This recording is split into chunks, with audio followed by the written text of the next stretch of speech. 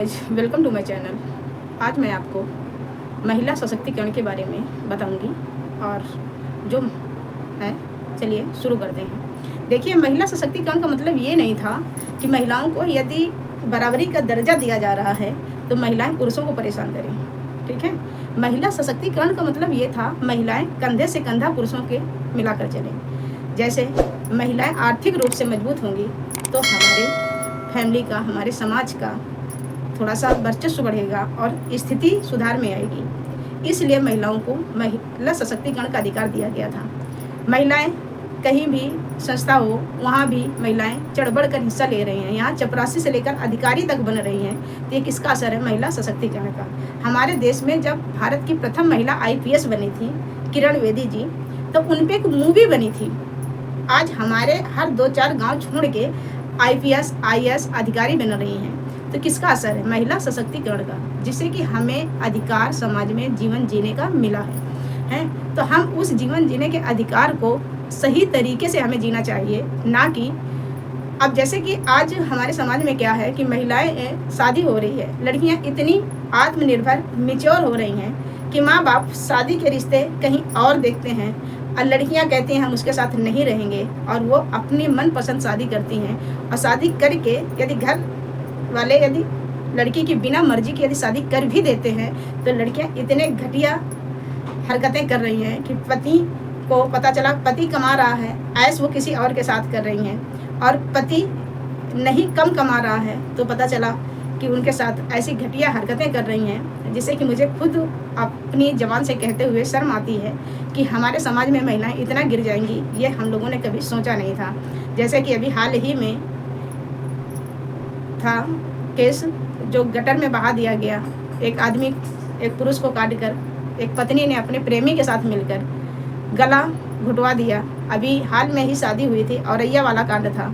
वहाँ भी पति ने मतलब शादी होके आई, 2 से 4 दिन हुए थे, और उन्होंने अपने प्रेमी के साथ मिलकर अपने पति का अपहरण करवाया, किडनैप करवाया, और उसके बाद उसको मर्डर करवा देती है। अभी हाल में राज और सोनम वाला मैटर है अभी जो चल रहा है, तो उसमें देखिए उन गई और अपने प्रेमी के साथ जाकर अपने पति को मर्डर करवा देती है, और अब उसके फैमिली वालों के साथ मिल के उसका किडनैप का एक वो रचा जा रहा है कि हाँ मेरे पति का किडनैप हो गया है। तो ये सब क्या है?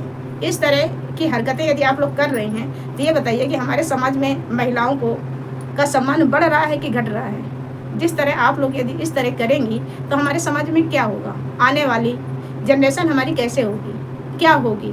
यदि आप लोगों से ही यदि उत्पन्न हुई नई जनरेशन, यदि आपके बच्चे होंगे, आने वाली जनरेशन होगी, तो ये बताइए वो क्या कहेंगे कि हमारी माँ ने अपने पति को मारकर अपने प्रेमी के साथ जीवन जिया था, जीवन जीने का रास्ता अपनाया था, है?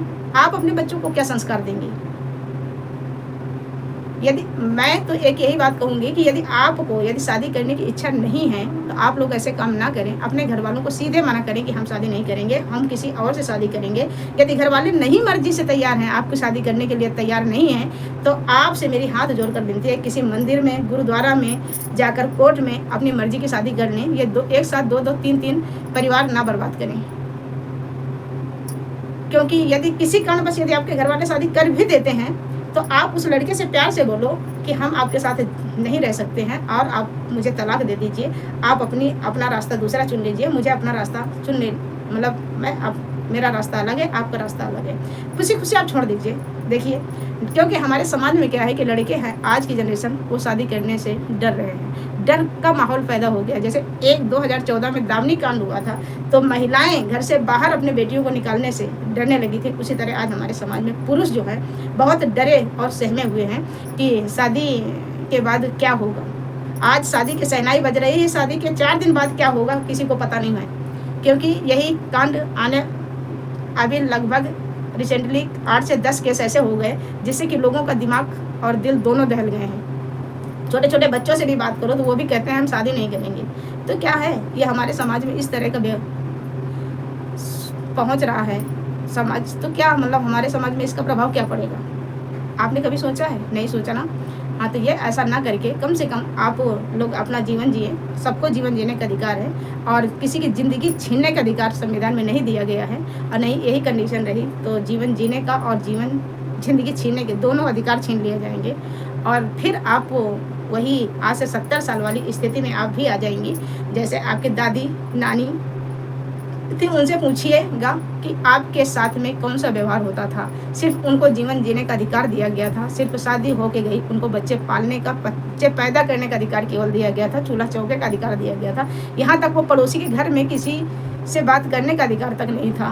और आज आप क्या है, शादी होके आती है, दूसरे दिन घूमते हैं कहीं भी, शादी के पहले ही पूरे पड़ोसियों को सबको पता हो जाता है। तो कम से कम ये अधिकार, जो स्वतंत्रता आपको मिली है, इसे जीवन जीने की स्वतंत्रता को, जीवन जीने का स्वतंत्रता ही रखिए और इससे अधिकार अपने ना छीनो।